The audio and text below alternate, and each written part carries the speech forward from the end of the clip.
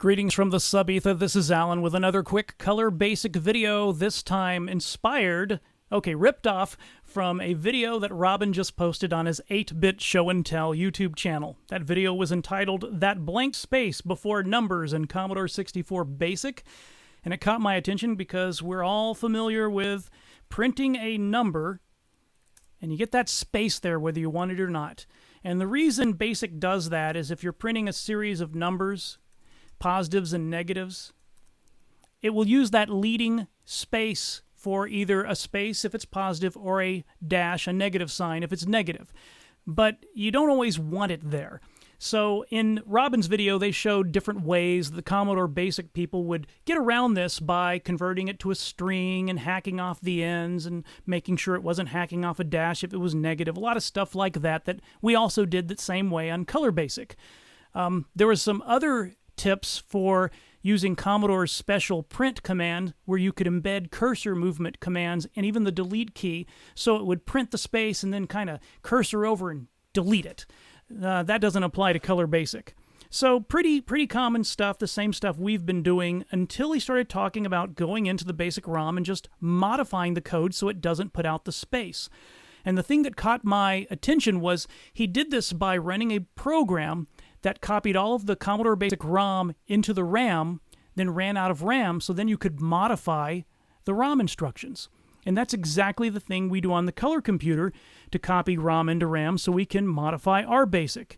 Now, it turns out the Commodore 64's BASIC does things a little differently with peek and poke. If you peek a ROM memory location, you get back the value in ROM. But if you poke to a ROM memory location, the value you poke goes to the RAM under it.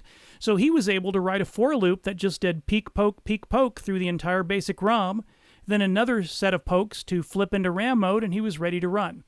We can't do that on the Color computer. Poking to ROM does not do anything. It tries to go to ROM and it's rejected.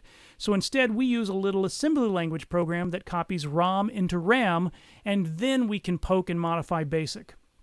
This is of interest to me because one of the questions that comes out on the Color computer is, how do I tell how much memory I have?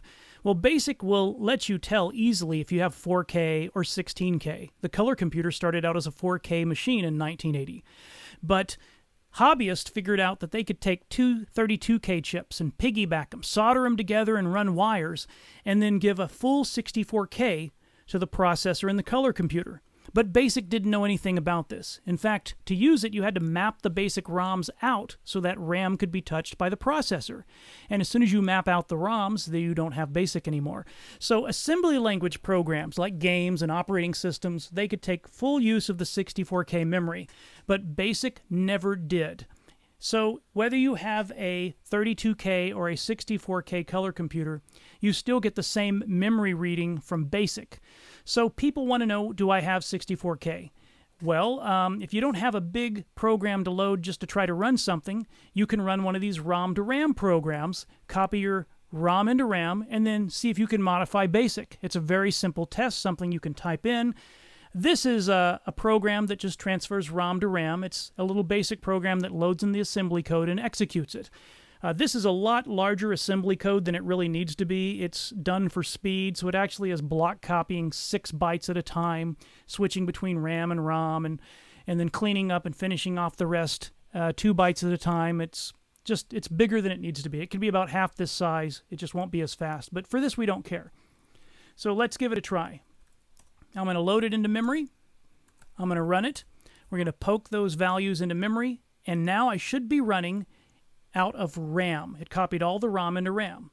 So I could just poke something that I know is in ROM, peek it back and see if it changed. But if you poke around in the basic ROMs, you're likely to crash something if you change a piece of code that BASIC is trying to execute.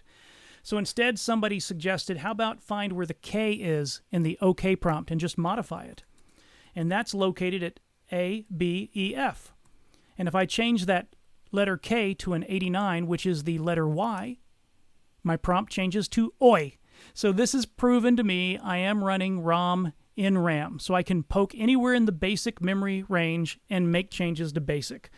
So what do we want to change? I got my Color BASIC Unraveled book. This is a disassembly somebody put out back in the early 1980s where they figured out how BASIC works and commented it, and it's a wonderful tool for understanding what's going on. And I searched looking for anything that dealt with a space character, and I found this routine called Convert Floating Point Number to ASCII String, and that's exactly what we're doing, and this code does look to be what I'm after. You load a space, then you load something that tells whether the number is positive or negative, and if it's positive, it branches to down here, stores that 32 value it just loaded into some buffer pointed to by U, then saves the U pointer somewhere else and continues. Now, if it loads the space, gets the sign, and it's not positive, then it will load A with a dash and then store the dash in the buffer and update the buffer pointer. So branching to this is what stores the space in the buffer. But if I were to branch right here, I would skip that step, and for positive numbers, I wouldn't store a space or move the buffer pointer at all. So let's go take a look at that assembly code. If I were able to take a new label, I would put that label out to the left right here at BDE8, and I would branch to BDE8, but I can't put a label and recompile. I just need to modify. So I'm going to look at the bytes that make up branch, if positive, and that label. And turns out branch, if positive, is a 2A, and the label is 2 bytes down, so it's basically skipping these 2 bytes to go right here. But I want it to go right here, so I want to skip 2, 4, 6 bytes. So I believe if I just change this 2 to a 6, I will have my patch. In memory at BDE0, which is also really close to the Commodore 64 routine that does the same thing. It's like within 10 bytes, I think. At BDE0 is the 2A, the branch instruction, followed by a 2. Let's check that out. Print peak of and H BDE1. That's a 2. I'm going to poke BDE1 to a 6. So now I've made it branch 6 instructions down. Let's give it a try. And the space is gone. So that's the poke you do to get rid of the annoying space before a number. And it still works with negative numbers. Something I found out, when you're printing something like this and you want to put a value there, you don't actually need to put the semicolon. But if it's a negative number, today I found out you do need the semicolon if you're printing a negative constant. So I'll have to look in the BASIC disassembly sometime and see why that is. All right, so that gets rid of the first space, but there's another problem. If you're printing numbers, there's also a space after the number. And so I wanted to see if I could fix that too, and I looked around in this routine and I didn't find it. But I searched throughout the assembly program looking for places that make references to printing a space. And I found a location at BD52. Let's see if I can find that. Oh, sorry, B952. Somewhere up here.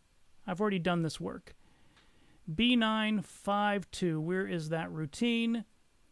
B952 is a branch to a familiar location, B9AC, which is going to be down here, and that is something that sends a space to the console.